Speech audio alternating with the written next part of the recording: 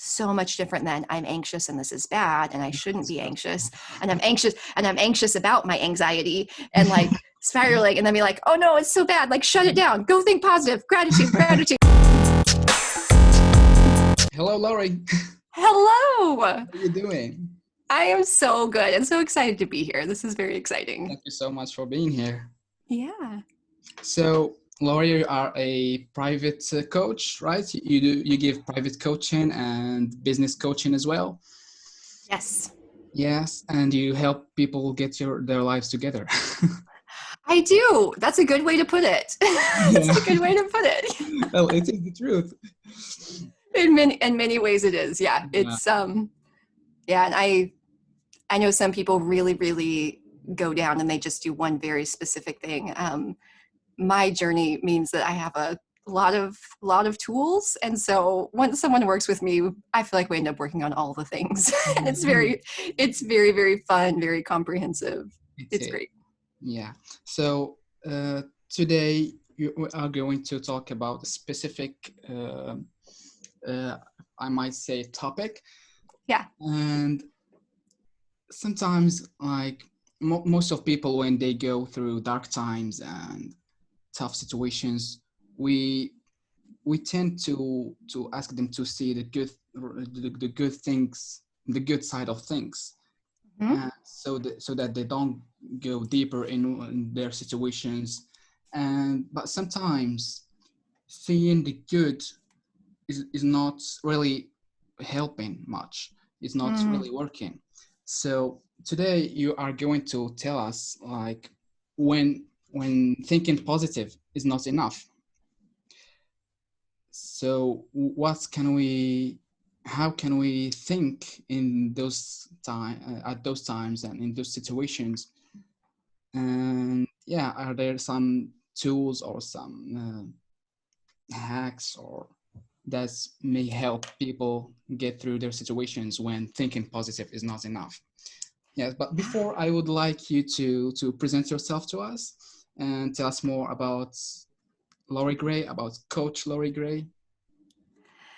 Oh man, could be such a long story. Okay. So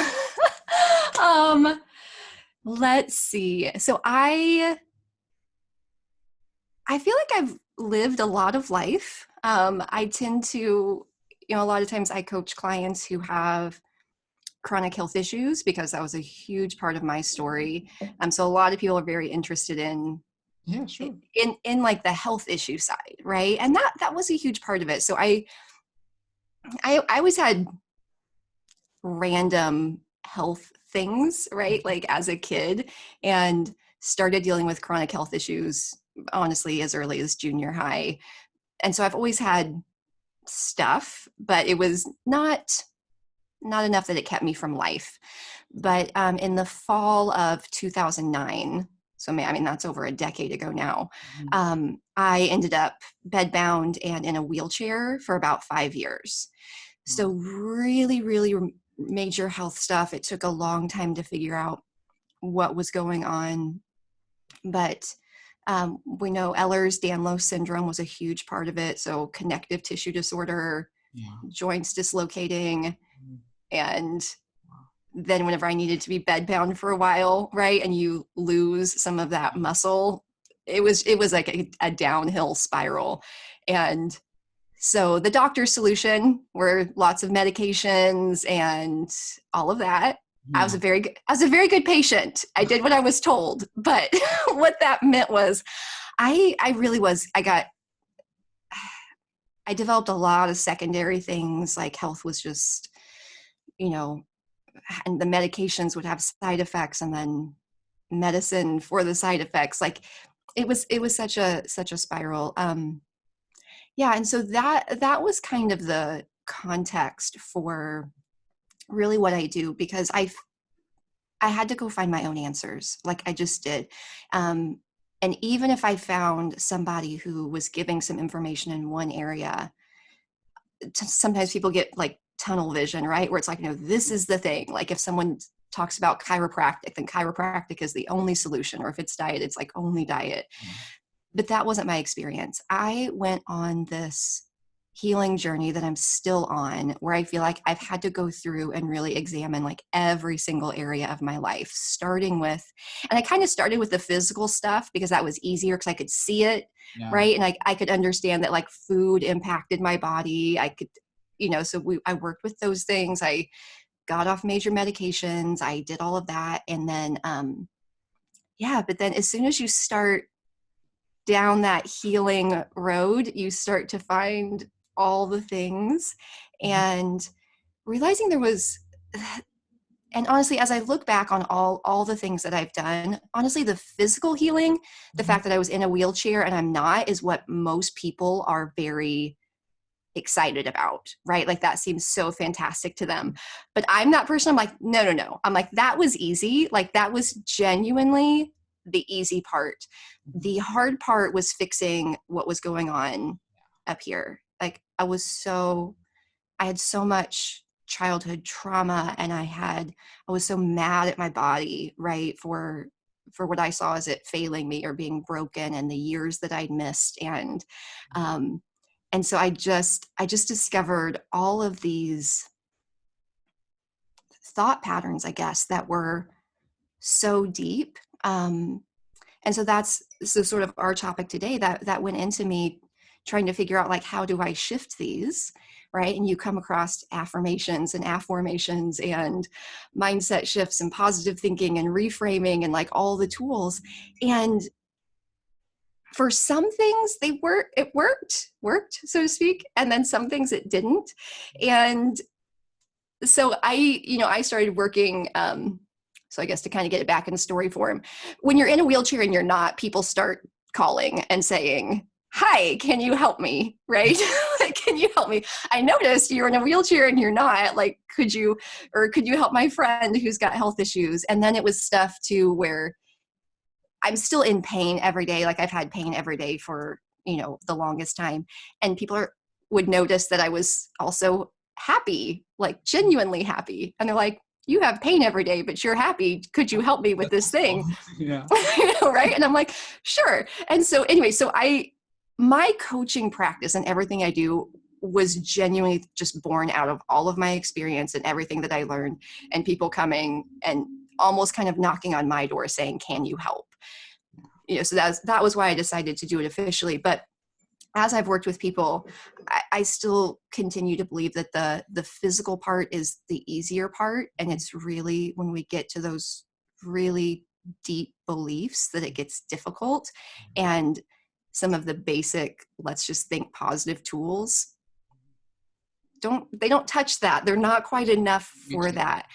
Yeah. And so I feel like I've been, as a coach, collecting different tools and methodologies and figuring out my own methodologies to be able to help people with some of that stuff that goes a couple layers deeper than where a lot of coaches go. I feel like a lot of coaching is very much about what actions we're going to take, right? It's like, what are you going to do? Let's set an intention. Let's be committed to it.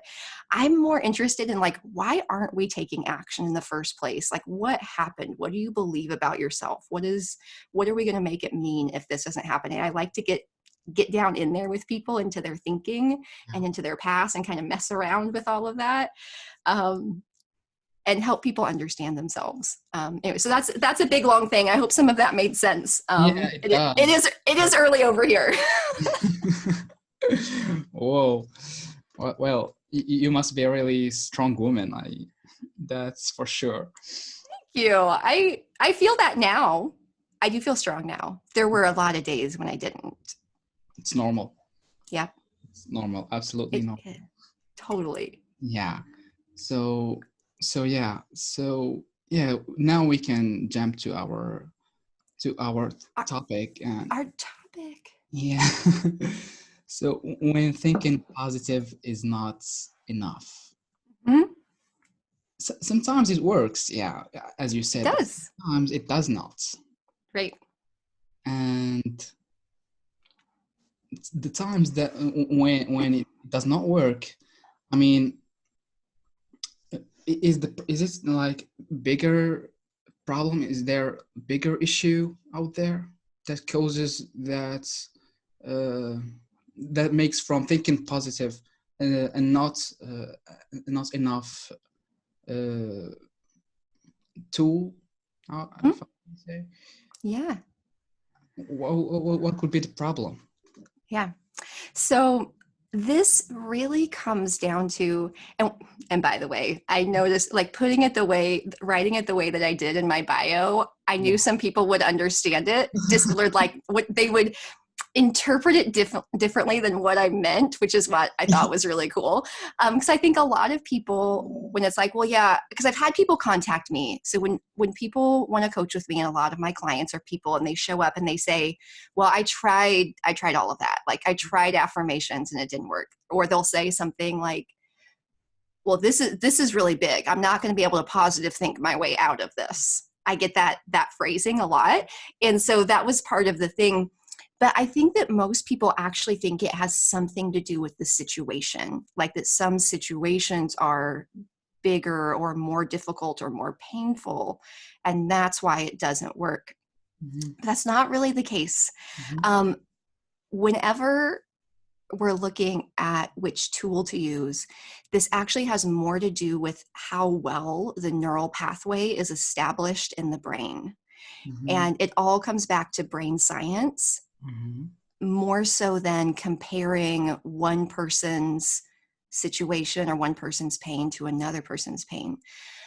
It They've shown that it takes about 21 days for a neural pathway to form in the brain, for the brain to learn this is what we think about this. 21 So days.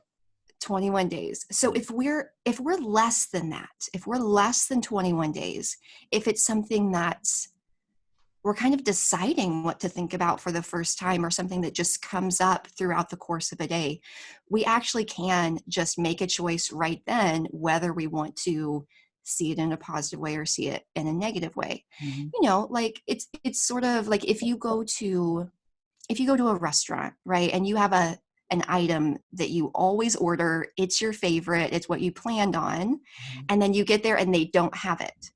I mean, unless that happens to you every single day for a month, that's going to be a new situation. There's no pre-planned neural pathway. Your brain doesn't know what we think about this. And you can actually just decide, like you can be mad that you didn't get what you wanted and disappointed, Yeah. or we can say, you know what, this is a great time to finally try something else on Yeah. the menu. Mm-hmm. So because it's new, your brain's not been taught what to think, and so we can just actually in that moment positive thinking or doing a reframe. It's like, oh man, I notice I feel really disappointed. Is there a different way to look at this? Okay, I can just reframe it. But that's because we're not fighting against anything pre-established in the brain. But once we start to get past that 21-day mark, and I feel like even then, if we're within like the first 6 months of dealing with something, there's going to be a neural pathway formed, but it's still not super strong. It may exist along other side of things. So, it might be, I was thinking about this last night when I wasn't sleeping, but I was thinking about, like if somebody goes off to college and maybe the very first month they have this thought of, man, I just really need to be doing my homework every time I have a free minute. And they've decided that's what's right. And maybe they have had that thought for a while, Mm-hmm. but then it's not like this deeply rooted core belief. And if somebody shows them, hey, here's an article that says actually taking time off or resting improves your scores, they might be able to just really easily adopt that new way of thinking. Now, they still might notice themselves here or there having a thought of, man, I should be studying. And then it's like, oh no, wait, remember, it's okay to rest. And so there's this kind of in between phase where something comes up and the old thought may happen, but we have enough information to just really easily redirect. Mm-hmm. It's the things that go beyond that. Like whenever we have a belief about ourselves that we have had for years and years and decades, and then we try to just apply, let's just think positive. Our brains have so much evidence Mm-hmm. to the contrary that honestly we try to say like a positive affirmation and it honestly does more harm than good, because we're we say this thing and we don't really believe it. And what it actually does is it makes your brain go list all the reasons it's not true, all the reasons it doesn't believe it. And it can actually reinforce the old thinking. So it's not, it really, none of this has to do with the size of the situation. It has to do with the length of time we've been thinking it and how strong the neural pathway is. Mm-hmm. And that sort of determines how we approach it and which tools are most helpful. Because when we get to those, when we get to those deeper ones, just repeating an affirmation for 30 days, it's not going to work. Like, it might actually feel a little bit better in the moment, but it's not gonna shift something that's been there that long. Yeah. And I think, people who have dealt with chronic health issues their whole life, Mm-hmm. that's the thing. Like, it's not that there isn't a way to think positively about it. It's that they've trained their brain and they've taught their brain what they think of it. And now it's so well established that thoughts to the contrary are really not believable to them. They've already decided what they believe. They've decided it's awful. And somebody's like, oh, no, we could think positively about it. And there's just no part of them that can even believe that at this point. But it's really, really just about time and how strong that thinking pattern is. Yeah. So it varies from a person to another. Yes. Mm-hmm. How long, yes, so much of it having to do with what choices they've made in their thinking, how long they've been thinking it, how much time they practice. And that's why, in my coaching, because of the work that I do, I know some people will promise, like, coach with me for this many weeks and you get this results. I'm like, guys, I have no idea how long this is going to take. I really don't. I have no idea. I can teach you the tools. I can walk you through the process. But it's really uncomfortable to change our beliefs. And I think that's the thing too, like how courageous my clients are Yeah. sort of determines how fast this goes, like how willing they are to look at the things, how willing they are to Mm-hmm. shift to a brand new way of thinking about the world. Not easy. Yeah. It takes courage, as you said. Yeah. Yeah, and it can be a little scary. Mm-hmm. Especially that they have been used to a certain way of thinking, of living, and then they are about to start something new, and they are afraid of the unknown, afraid of what Yes. is coming, afraid of Yes. and their brains like automatically start that kind of resistance that does not help them get through and see things differently. Yes. Exactly. Mhm. Yep. It's so, and that's why a lot of the work ends up being not just, here's this thing that I'm going to think. Mhm. It's like, I want to think, because there is some conscious choice to it, and I walk my clients through, like, how do we consciously choose like better ways of thinking? And I never think of it as like that we're thinking about it wrong and we should think about it different. And we don't, and honestly, as much as being positive is helpful, I never tell my clients we need to think positive about anything. I just ask them to do it intentionally and on purpose rather than just on autopilot. Because there are some things we actually do kind of want to be disappointed about or sad about, and that's all okay. The point isn't to be happy all the time, right? But so we do that part very much on purpose, but most of it ends up going back and like looking at all of these, the patterns of thinking and all of the evidence. And it's almost like we have to go by piece and dismantle this evidence, because we've been looking at the world through one set of lenses for a really long time. Mhm. And it's like, no, I have but this evidence, and this person said this, and this happened, and this means this. And there's so many, the longer we've thought something, the more evidence we've accumulated for it. And we genuinely have to kind of almost like go back and poke holes in all of that and question all of it. And is it true? Is it helpful? Do I want to keep thinking this? And it genuinely does take some time. But I love that you brought this up because it's so uncomfortable. Mhm. But I don't think that's a character thing. It's, again, coming back to, I always bring my clients back to what we know of the brain, and that the brain likes efficiency. Like, once it knows this is what we think, it's like, no, no, no, let's just keep doing this. Like, we know how this works. This is comfortable. And even if it's painful, Mhm. your brain interprets it as safe, Yeah. right? Like, even if we sit around thinking we're terrible people, right? Something like that feels awful to think I'm a terrible person. But if that's what you've done for 30 years, that feels safer to think that terrible thing than to go step into this world where you believe that you're fantastic and amazing, because that is so unknown and it's so scary. True. Even though it would feel great, Yeah.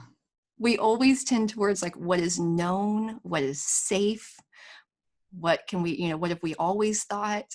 um, but me understanding that that's not something wrong with me, that's just how brains work, Mhm. was so freeing to me, because then whenever I feel that resistance, I'm just like, it's normal, Yeah. right? Like, it's normal and it's okay and it doesn't mean anything, and I can still step into this and it be scary. And And so, can we like how can we talk to our brains like and to make them uh, take the step? yeah. Yes. I feel like there's a number of tools. I don't want to like give so much on here that it's confusing, because I do tend to work this out with people individually and see what they need. Mhm. Um, but the two things that I typically have my clients do every day when they're shifting a belief, one is to kind of work with dismantling their current evidence. So, kind of write down, like, this is what I'd like to believe. I'd like to believe that I love my body, or I'd like to believe that I'm enough. I'd like to believe that, money comes easily, whatever it is. And then kind of seeing what kind of thoughts we have that argue with that. Like, if we say, like, I'm a good person, and then our brains tend to be like, no, no, no, here's our evidence. This is why that's not true. This is why Mhm. that's not true. This is why that's not true. And I actually just systematically go through and write those things down, and then see if I can give an answer for it. An You opposite. know, because, oops, you cut out there. What'd you say? Freezing. Can you say that again? I said an opposite Yes, you did answer. for just a minute. Oh, yes. Mhm. Yeah. And to go through, because maybe we have a thought of like, well, I made this huge mistake last year, Mhm. right? It's like, well, that's why I'm not valuable. But it's really easy to then give an answer of, valuable people aren't people who don't make mistakes. They're just humans. Like, we all have value for being human, and having to go through and answer that piece by piece. So we do that work. And that's work that I do think is very helpful to do with a coach, because sometimes my clients are like, I have this evidence, and they really have thought it so long they can't even see an alternative. Um, Sometimes you write it down and you realize it just doesn't sound true at all. Like, we can easily see this is just a thought, it's not true.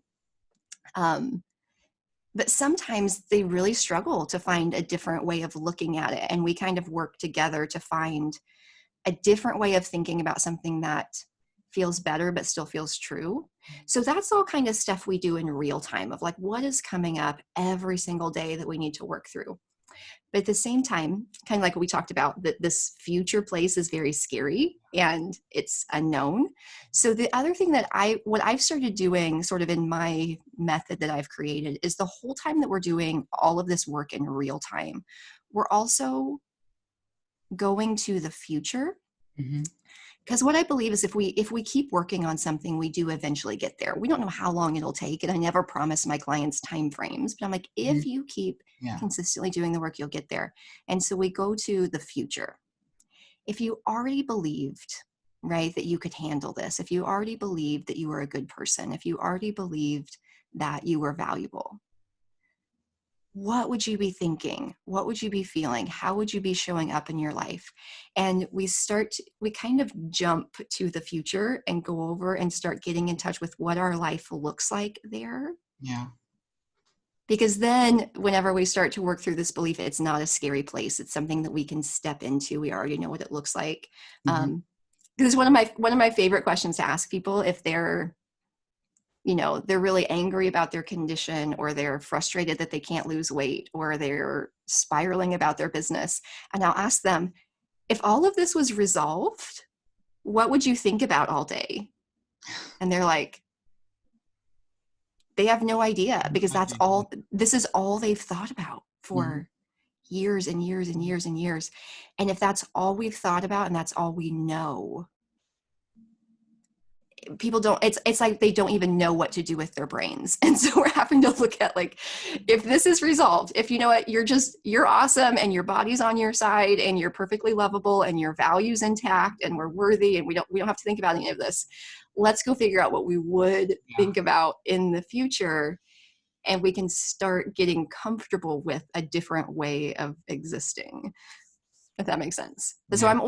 I'm always working with people on both of those at the same time, challenging all of my evidence so that this old belief kind of it gets less strong because I have less evidence for it. Yeah. So I can shift it while jumping all the way to the future of, when you're already there, what is it going to look like?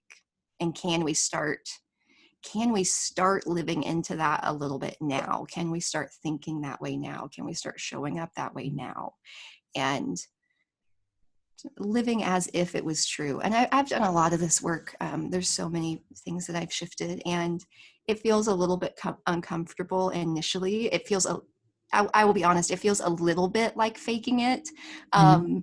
But But really, it's just training my brain that it's okay to be over here, and it's a little bit uncomfortable at mm-hmm. first, but then over time that just becomes how we show up in the world. Mm-hmm. And And yeah. it works, actually. It really works. I mean, uh, I have experienced this once. It's not about that I was living a bad experience or anything, but I wanted to buy a bike like Mm-hmm. 5 years ago, Mm-hmm. and I had some like financial problems and I couldn't afford it. So Yeah. what I did instead is I bought a miniature Uh-huh. bike, and I put it in my desk. And guess what? Each time I saw it, I imagined myself like having a bike and everything. And 5 years later, I was able to buy that bike. And it's crazy how projecting yourself in a situation in the future becomes a reality in like a few years later.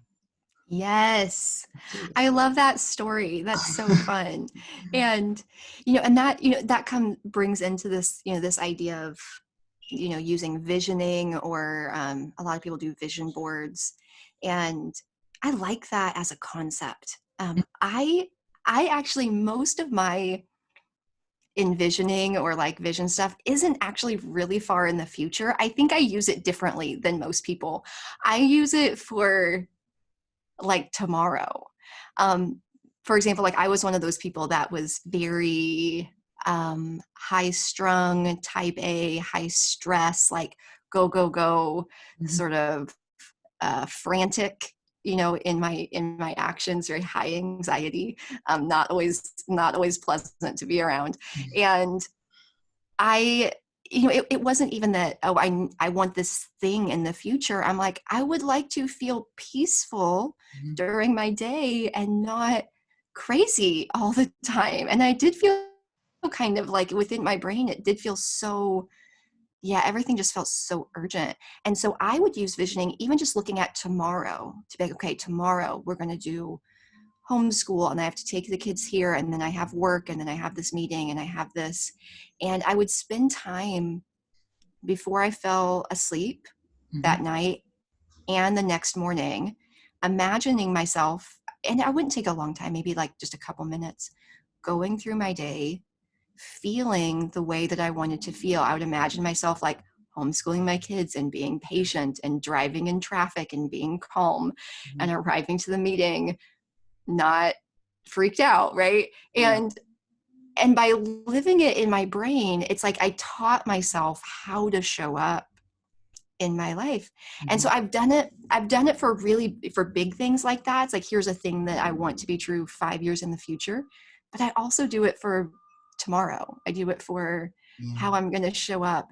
And I have to, because if I don't tell my brain this is what we're going to think and this is how we're Mhm. going to show up, yeah, my kind of default settings aren't really helpful at all. And so I don't live on default. I'm very intentional and kind of have trained myself how to show up, but it really, really works. Like, it really works. Because basically before I ever got to my day, I'd lived it 2 times in my mind already. Right. And then it's so Mhm. much easier for our brains to actually do it in real life because Mhm. we've already done it in our minds. So I love that. I love Yeah. that example. But yeah, And I would do it just for like the week. would this help people going like or experiencing anxiety? It definitely can. Now, the first thing with all of this, like whenever we're talking positive thinking or like when positive thinking isn't enough, and anxiety is one of those things where I think sometimes another reason why it doesn't work, so to speak, even if it's a shorter term situation, is that a lot of people just aren't really willing to feel what they're feeling. Mhm. Like, they judge it as bad or wrong, or they want to get rid of it. And then it's hard to move through it. Like, if we have anxiety and then we just shove it down, it didn't really go away, Mhm. right? It's like having a dirty room and just keeping the light off. Like, it's still dirty. Like, it's still there. We didn't really fix anything. And I Yeah. think anxiety is like that. As soon as like, it's wrong, it's bad, like we try to get rid of it. So I think with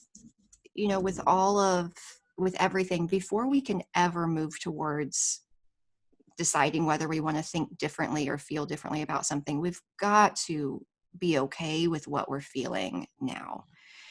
And that space of being able to feel anxiety without judging it, and Mhm. honestly just kind of opening ourselves up, being able to breathe through it and seeing anxiety as a normal part of being human that happens sometimes without all the judgment.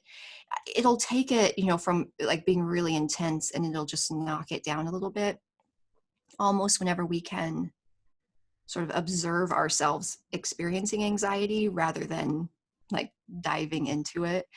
So yeah, so I do think that that's a missed step. Or like when we talk about positive thinking, a lot of people, it's like, oh, if thinking positive is good, then thinking negatively is bad, right? And then it becomes a thing we try to get rid of. It's like, no, no, no, it's human, it's okay.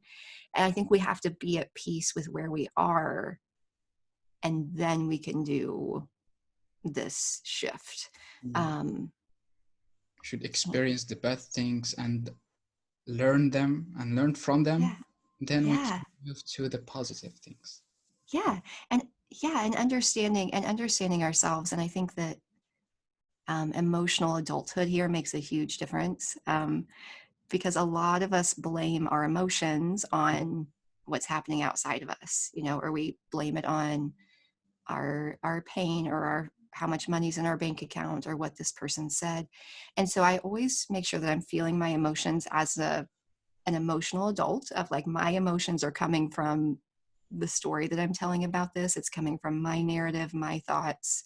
I am, in many ways, I'm the reason that I'm feeling it, and I take ownership for that while feeling it. But yes, but then, because that's where we can understand it. If we're busy trying to get rid of it or judge it, we never really understand it enough to Yeah. know where it came from. And then it's kind of like Band-Aid. It's like, nope, don't look at it. Just think positive. Just think positive. And it never Doesn't resolves it. help. I'm like, Yeah. Mhm. no, I'm like, it's okay. Like, it's anxiety. Okay. It's a little uncomfortable. It's no big deal. It's normal. Where's it?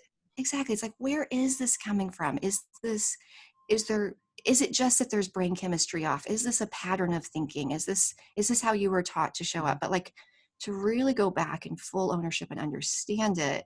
And that's where, again, where a lot of coaching, it kind of stays at this surface level. But I always want to go a Deeper. couple layers deeper. I'm like, why are we, where is this coming from in the first place? And can we understand it enough to feel compassion? And then, yeah, like then maybe we do shift our thinking, but we're doing it from a place of love and compassion and caring, as opposed to a place of judgment or shame or trying to like get rid of it. It's a very, very different process. And that's one of those things that I feel like a lot of people miss with this positive thinking. And as soon as negative emotions are bad, it becomes toxic. Like as soon as we're not allowed to feel what we are feeling, we are Mhm. in big Mhm. trouble. Right? Yeah. So we should first, like for anxiety, we should first greet our anxiety and try to understand it. Try to understand when does it happen, what makes it happen, and then understand that Mm-hmm. it is a normal feeling. It is natural. We Mm-hmm. are human beings. We can all be anxious in whatever situation might be. And then when we start thinking and this way, our anxiety doesn't stops going up. I Mm-hmm. mean, we are like shutting it down, but in a smoother way, right? Yeah. Yeah. Yeah. And it's just, I always, yeah, I always say just, I'm like, just gentle shifts. I'm like, we don't have to, I'm like, it can just be there and it's not comfortable, right? But we can still live and do things even with a little bit of anxiety there. Mm-hmm. And most emotions don't last that long. Scientifically, an emotion lasts about 90 seconds. We feel it and then we're done unless we keep feeling it. But anxiety is one of those ones where I feel like usually our thoughts are so spirally that it might stick around for a little bit. And that's why I don't even talk about like, how do we get rid of it? I'm like, no, just let it be. Just like, let it be. But then gently like direct your thoughts over here in a very kind way.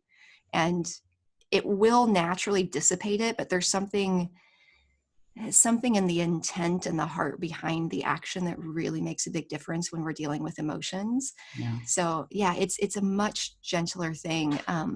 But it is very hard to be anxious whenever we are really present in what's happening now. It's very hard to be anxious whenever we're in a state of gratitude. Yeah. Those things, so those are all such great tools. But when we do it from anxiety is fine, it's normal, it's human, no big deal, and I can feel grateful. So much different than I'm anxious and this is bad and I shouldn't It's be bad. anxious, and I'm anxious about my anxiety and like spiraling and then be like, oh no, it's so bad, like shut it down, go think positive, gratitude, right? Like it's such a different feeling. So I'm always trying to get my clients to a place where they can be at peace with what's happening. Like it's all fine. And it's not either or. It's like we have these negative emotions and we also have the capacity for gratitude. Mhm. Courage is one of those things. We can't have courage without fear. It's like, so we got some fear. It's all right. Like that's a normal human thing. We can also have courage, right? Yeah. Got anxiety. That's okay. We can also have gratitude. And it becomes just kind of a yes and instead of a either or. Mm-hmm. Yeah, it's I just think it's so much more peaceful. yes, it is. I think the problem with anxiety is that we start interpreting the future in a wrong way based on what we think and, and not on what is true, and not on what it is going to happen. Right. And that Yeah. is the problem of anxiety. Yep. Yep. Uh, And like, yeah, or I think we take like the worst stuff that's ever happened in our past and then we put it in the future. And we're so worried about it happening that half the time we make it true because that's all we're thinking about, right? yeah. Exactly. Where it's like, if we have to create our future from our future. Yeah, no, it's true that anxiety, it's very, whenever we're actually just like right here, like Mm-hmm. right now, and we're not creating us, because we never know the future, right? None of us do. But None of us. and I mean, and everything happening in the world right now, I think is so much evidence that because we all thought we were going to be doing different stuff last month and this month. Mhm. And it just proves we didn't know. Like, we never know. But I'm like, if we're just going to tell a story about the future anyway, like, why not tell a good one, right? Why Yeah, not tell one that's encouraging and exciting and full of hope? yeah, that's a good point. Yeah, It's such a good, yeah. And sometimes we are not like we don't find it easy to live the present, to be yeah, focused on the present. So yeah. what would you suggest to like as exercising or as something to practice that Mhm. may help people be more focused on the present? Yeah. I feel like anything that helps us be in our physical bodies can help. Now, a lot of my clients have health issues, and so some of them can't go do exercise. But if someone can do exercise, I Mhm. do feel like that's so awesome. Anything really physical or movement based can help us be in our physical bodies in the moment and feeling what's happening in our body. Mhm. Um, but but meditation or more gentle movements, like I love like Tai Chi, which is very moving meditation and it's focused on breath, but also just breath work or more like mindfulness meditation. I have some apps that I use that really, it's just like a little voice and she's like, focus on your breath. It's like, okay, follow your breath. And then if your mind wandered, bring it back to the breath. I'm like, oh, it did wander. Okay. And then she's like, here's the breath. And then she's like, if your mind has wandered, bring it back. I'm like, okay, it did. Yeah. Um, but it's strengthening that muscle. And that was the thing when I understood that about meditation, that it wasn't about, can I stay in the present moment? But it's like every time our brain wanders and we bring it back and we bring it back and we bring it back, that's what strengthens the muscle and helps us learn how to do that in a moment. So Mhm. whenever I was working on being present, I actually committed to doing, I forget how many minutes it was, 10 or 20 minutes of like mindfulness type meditation 3 times a day for a month. And it did, like, I think it took me a solid month to build up this muscle enough that I could do it in the rest of my life. Yeah. um yeah, but I would just sit there and for 10 or 20 minutes a day I just struggled through trying to keep my brain just on my breath. It was very frustrating, but it was good. But I got better at it, and so that's a great thing too. Or even just like I said, it can be as simple as, just stopping and feeling that you're in a chair and that you're here and you're touching things and being conscious of what's around you. But exercise or mindfulness meditation are definitely two of the best. Just don't get, if you guys are thinking of trying this for the first time, just don't get frustrated because it takes a while. And Yeah. people are like, oh, I stopped doing meditation because I was so bad at it. I'm like, what do you mean you were bad at it? They're like, my mind wandered a lot. I'm like, that's perfect. That's exactly how it That's works. the point. Yeah. That's how you get better. Because each time, but I think people miss that. They don't know we're so used to judging ourselves, right? Like all the things, or we think, I've been doing this for a week, I should be better at it. Yeah, and we Says are, who? yeah, and we are impatient. I mean, And we want everything to happen quickly and to reach our goals, like in. I know, right? And that's what I'll tell people. As I'm working on shifting these long-term beliefs, and my clients will get frustrated. And when I dig, I'm like, okay, why are we frustrated right now? It's because they believe they should be further along, or they should have it figured out, or it shouldn't take this long. Okay, whenever I work on shifting a belief that I've had for decades, it usually takes me 2 years. 2 years to go from what I'm thinking, where it's like, this is what I believe, to moving into challenging that belief. And then there's a really, really uncomfortable middle ground where both beliefs feel true. Mhm. That's the worst. Like we call it the river of misery or like cognitive dissonance. Like it's awful. Like where one day one feels true and one day the other feels true. And sometimes they both feel true at the same time, Yeah. even though they're opposite, right? And your brain kind of freaks out.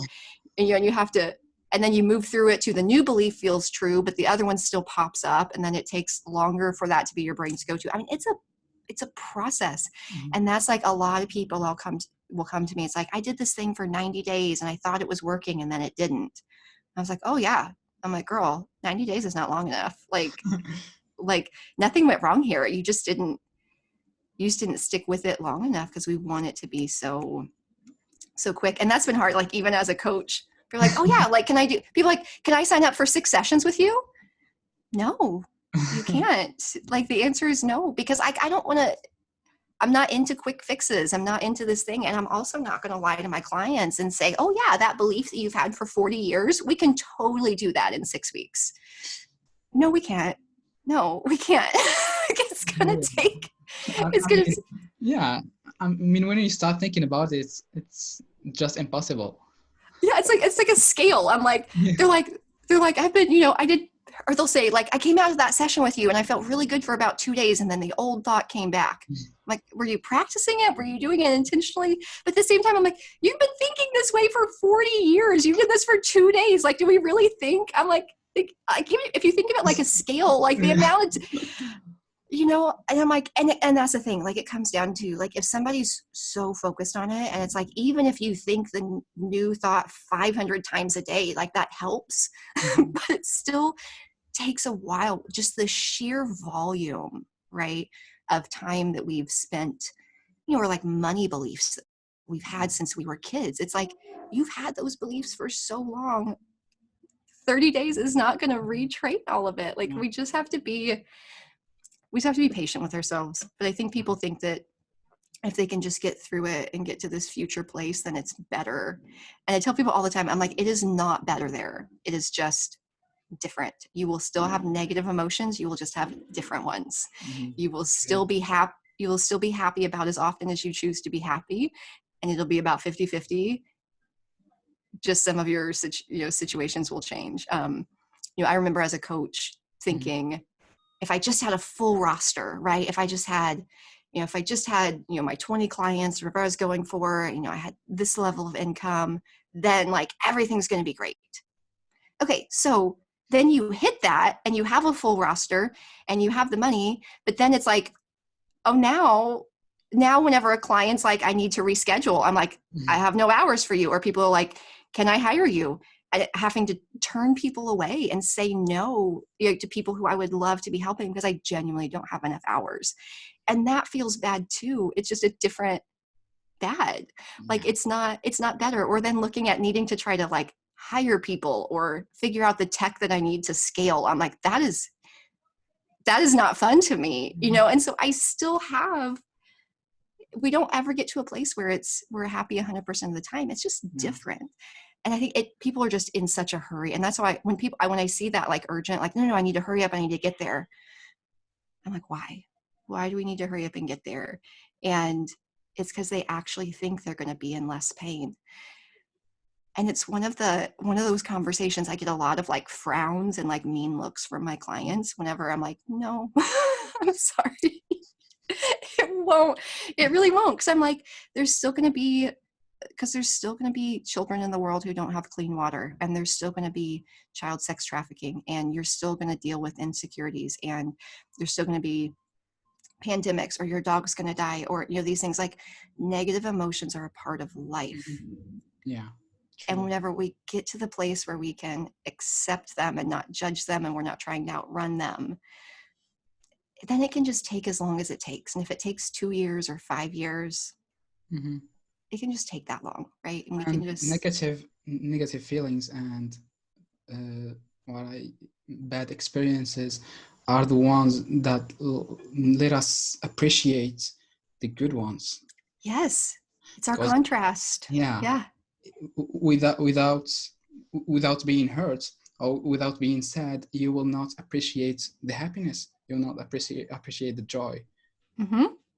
Yeah. And yeah, and for so many people, they just don't understand that. Yes. Maybe they don't understand it. Maybe they're not aware of it. I don't know how they see things, but I believe that without this, we can't have that. Yes. No, I agree. And I think it's a great way to because I'm always looking for, I've trained my brain, like, what can we be grateful for in every Mhm. situation? And people are very confused by that.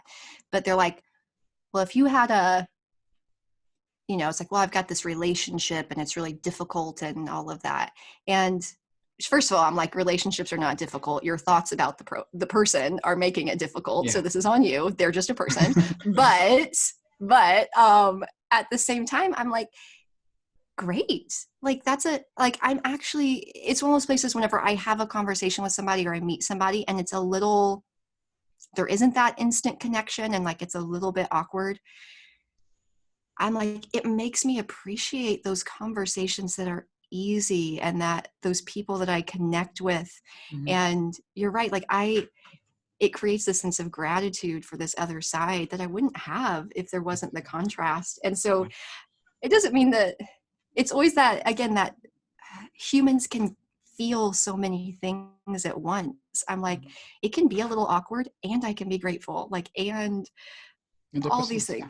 things. It doesn't have to be this like, oh, it's all this or all that. I tell, all the time, I'm like, there's room for all of those emotions. Mhm.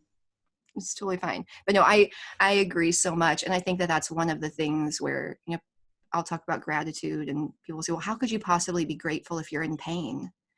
I'm like, well, like one, I'm glad I can feel it at all. Like I know people, I've heard stories of people who have, I forget the name of the condition, but where you can't feel pain at all and Mhm. how dangerous that Yeah. is.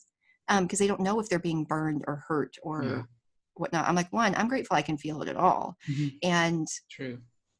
and recently I had a higher pain day recently and it really did. Like then the next day when my pain was lower, I was grateful for it in a way that I hadn't been before. So I mean, it still doesn't, it's not like I'm like, yay, pain's awesome. Yeah, of But course. whenever, right? But whenever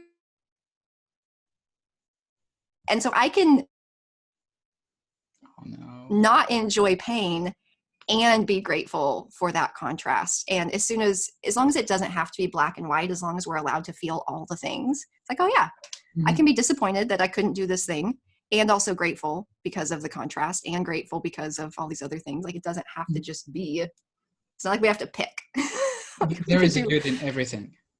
there always is. Yes. If we look for it. Mhm. We Yeah. just have to open our eyes and be ready to see it.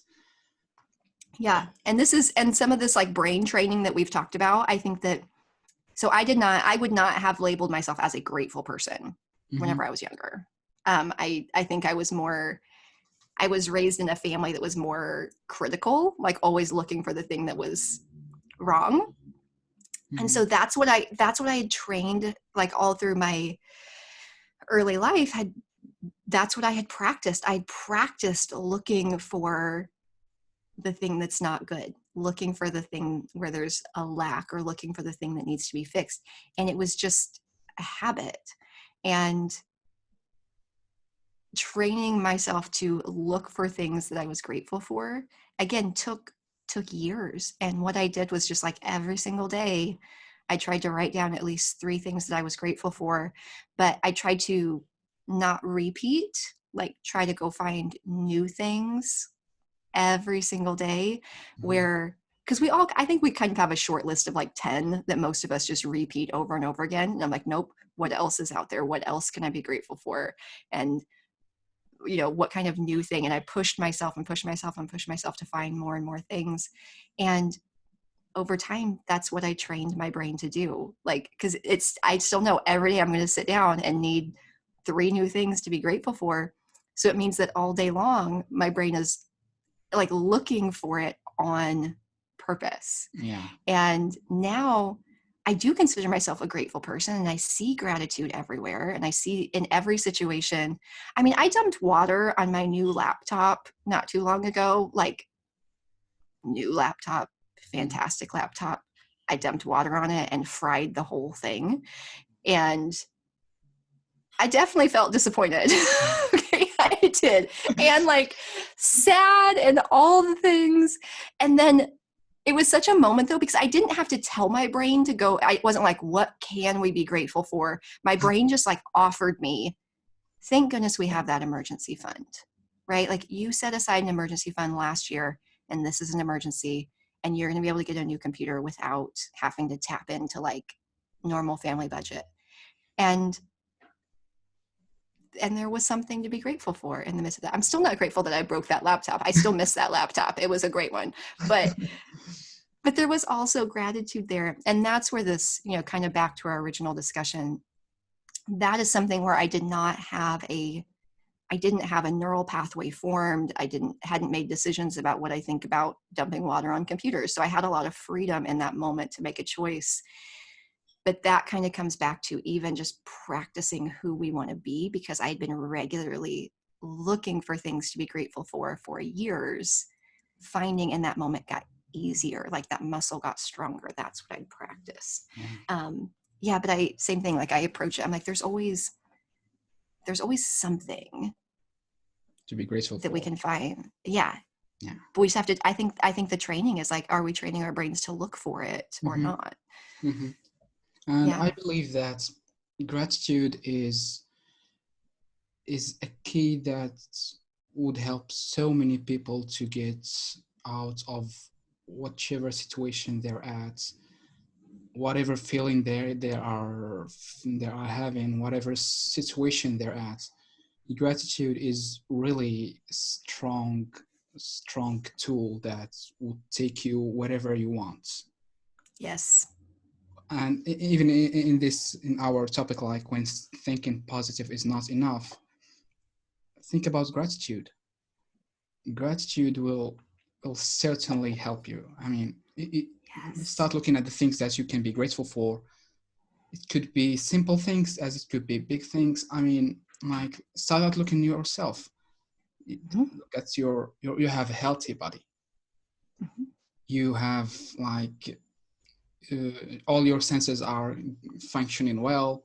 Everything, and so many people are not don't have what you have right now. I mean, they have disabilities, they have diseases, and even those people who have disabilities and are experiencing uh, bad experiences with their health states, they still be more grateful than you who has a full functioning body.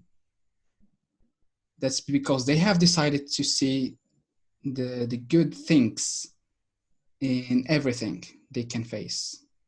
Mm-hmm. And so yeah, so gratitude is, I believe that gratitude is a golden key. Mm-hmm. And that would help so many people to get out of whatever they are experiencing. I agree. And like, if I'm trying to start, if people are wanting to know, it's like, where do we start? What do we do? Yeah, gratitude is one of my like top 3 things that I recommend people work on. And I don't push them. I'm like, you don't have to be grateful for the fact that, because like I said, a lot of my clients do have disabilities and chronic health issues, and I do too. And so I'm like, you don't have to be grateful for that. But if I have a day whenever I can't get out of bed, I'm actually grateful that I have a bed. Like, that's not a thing that everyone has. Like, it's Yeah. really not. Yeah. And if I have a day whenever I'm, having trouble walking or something like that, which does happen to me from time to time, I'm so thankful for running water, indoor plumbing. I'm imagining how many people don't have that, and how much more complicated it would be to be in pain if I had to walk long distances to get water. And I'm like, I don't know, if I didn't live where I live with the privilege that I have, I don't know if I would have survived. Like, it was non-functional, for so long. And yeah, I think a lot of people don't.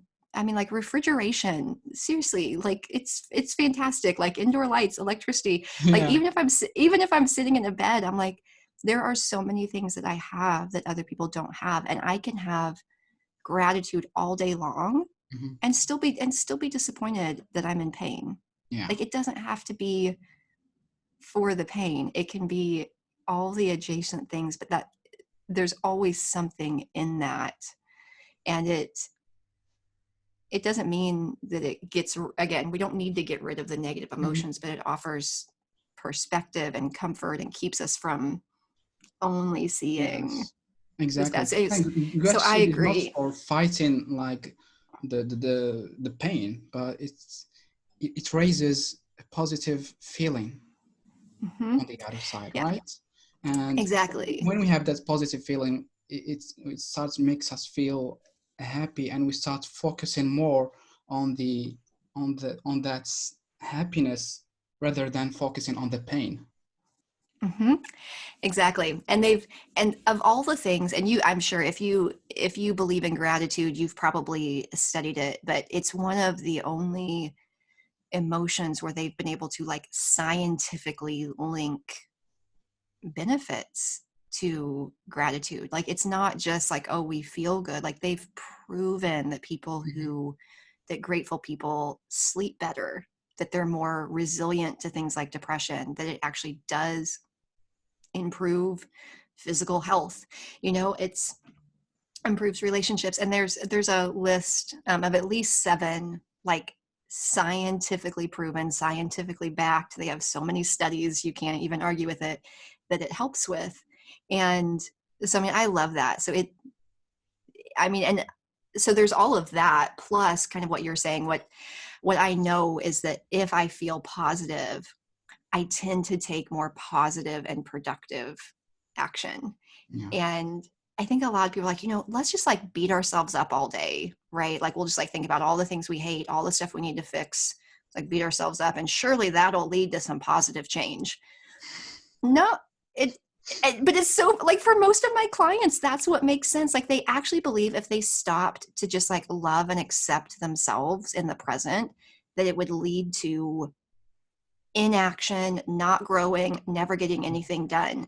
But when we actually look at ourselves, that's not how it works. Whenever we feel bad, we go watch Netflix and like eat junk food because Mhm. we feel sad.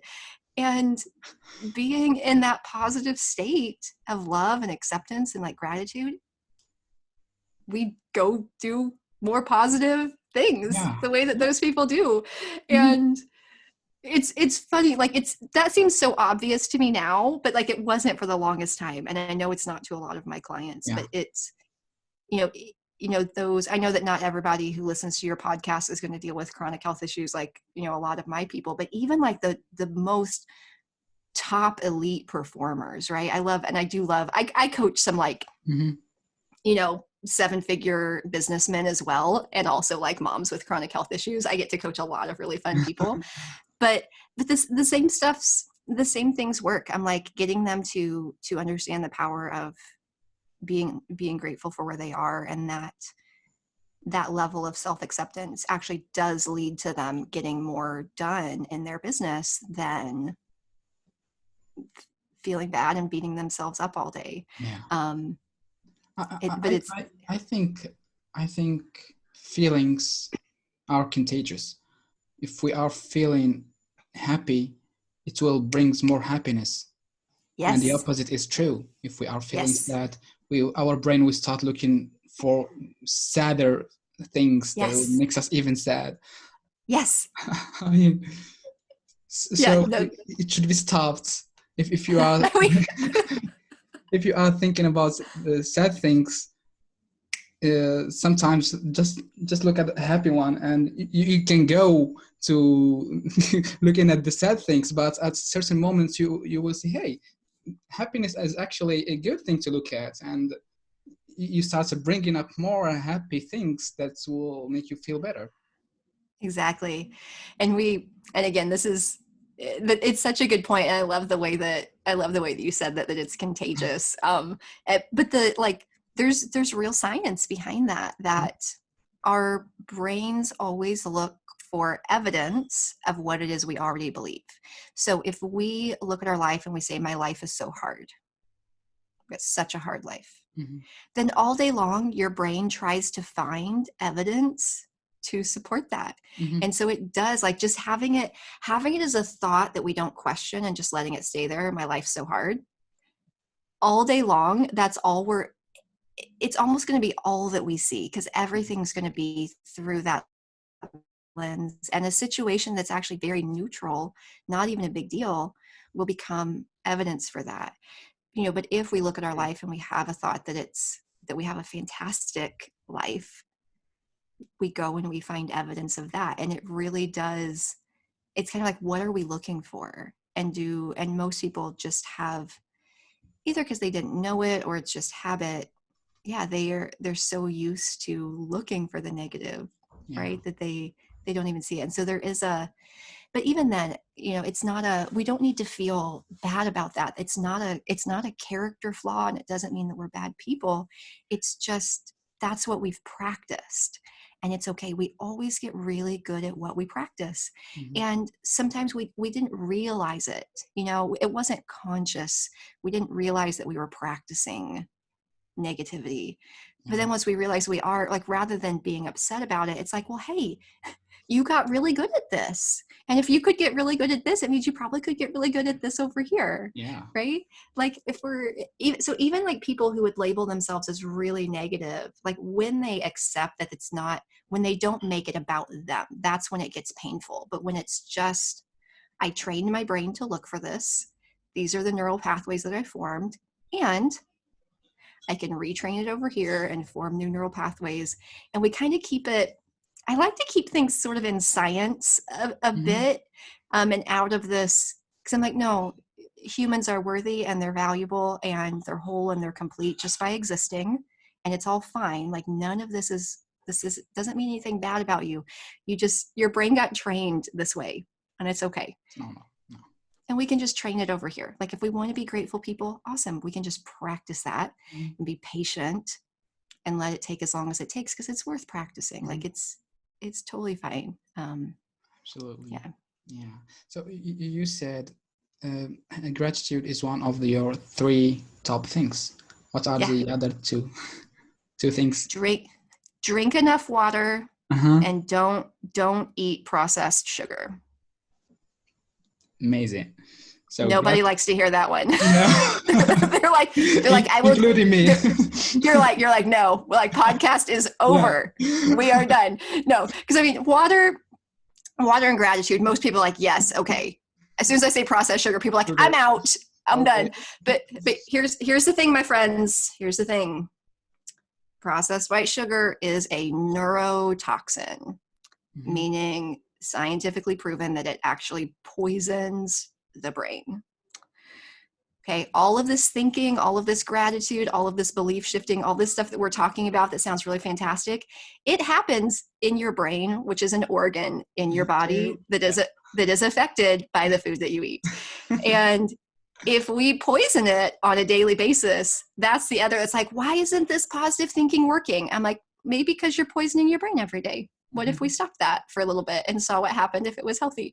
And true. Yeah. Nobody likes to hear that. My other things are things like sleep and stress and stuff like that people are comfortable with, but genuinely.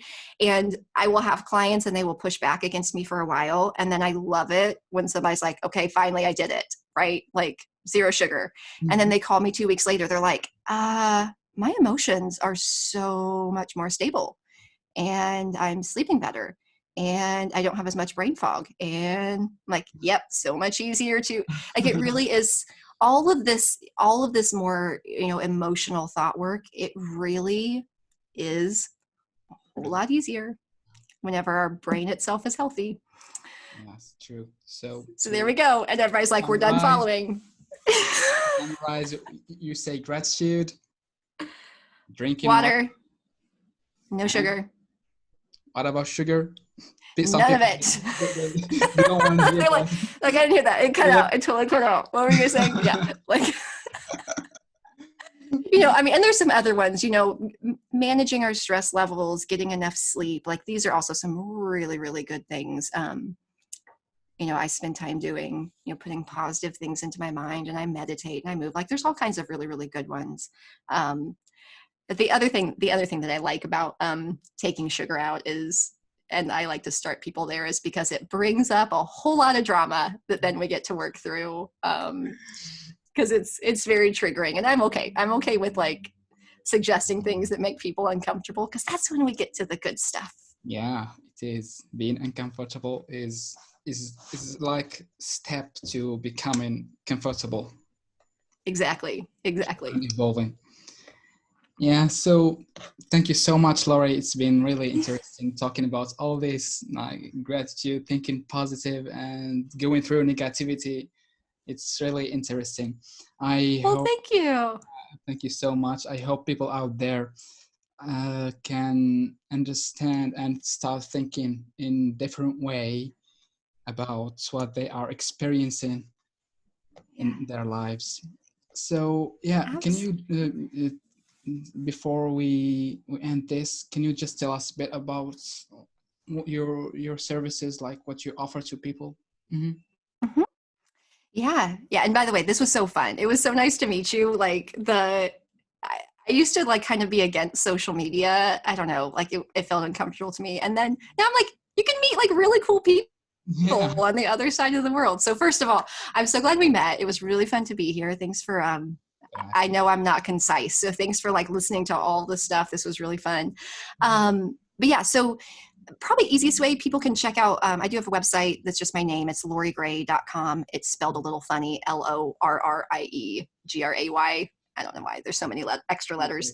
Or Instagram, Coach Lorrie Gray. Either one of those places are good places to connect with me. Some of my offerings are going to be changing in the next couple of months. I've got some very exciting things planned.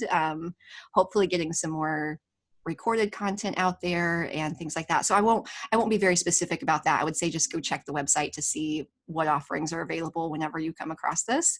Yeah, but website or Instagram are both really good places to keep up to date with all of that. Amazing. So lauriegray.com, right? Yes, you Cool. got it.